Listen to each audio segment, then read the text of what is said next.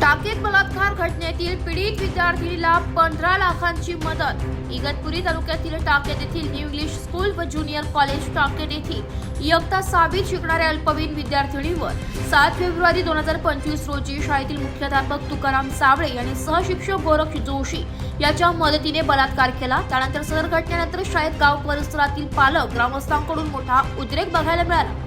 या परिस्थितीत घोटी पोलिसांनी सदर गुन्ह्याची नोंद करत सदर घटनेतील आरोपींना अटक केली आहे। त्यानंतर 11 फेब्रुवारीला शाळेत या घटनेच्या निषेधार्थ पालक मेळाव्याचे आयोजन करण्यात आले होते।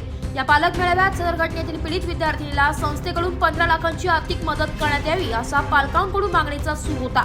या मागणीचा संस्थाचालकांनी स्वीकार करत सदर पीडित मुलीला 15 लाखांची मदत करण्यात येईल असे आश्वासन भर पालक मेळाव्यात भारत सर्व सेवा संघ संस्थेचे संस्थाचालक राजेंद्र नलगे यांनी दिले होते। अखेर 1.5 महिन्यांच्या कालावधीनंतर गुरुवार दिनांक 19 मार्च रोजी संस्थेकडून जबाबदारीने सदर पीडित मुलीच्या खात्यावर 15 लाखांची एफडी करण्यात आली आहे। जोपर्यंत सदर पीडित मुलगी सज्ञान होत नाही तोपर्यंत सदर रक्कम ही तिच्या बँक खात्यावर एफडी स्वरूपात राहणार आहे। दरम्यान टाकेत येथील पीडित मुलीला न्याय मिळावा यासाठी सामाजिक कार्यकर्ते राजेंद्र घोरपडे, सामाजिक कार्यकर्ते पत्रकार राम शिंदे, भूमिपुत्र विनोद नाठे, तुषार घोरपडे आदींसह कार्यकर्ते सुरुवातीपासूनच मेहनत घेत असून आज यांच्या प्रयत्नातून सदर पीडित मुलीला संस्थेकडून 15 लाखांची मदत होण्यासाठी प्रयत्न करण्यात आले।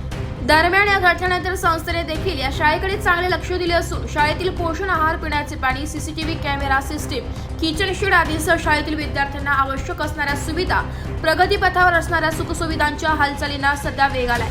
सदर पीडित मुलीला 15 लाखांची मदत करण्यासाठी भारत सर्व सेवा संघ संचलित संस्थेचे संस्थाचालक राजेंद्र नलगे, सचिव प्रकाश जाधव, संचालिका अलका पाटील, JM कलापुरे, RD जंगले, तुवर आदींसह प्रभारी प्राचार्य संजय पाटील आदी प्रयत्नशील राहिले।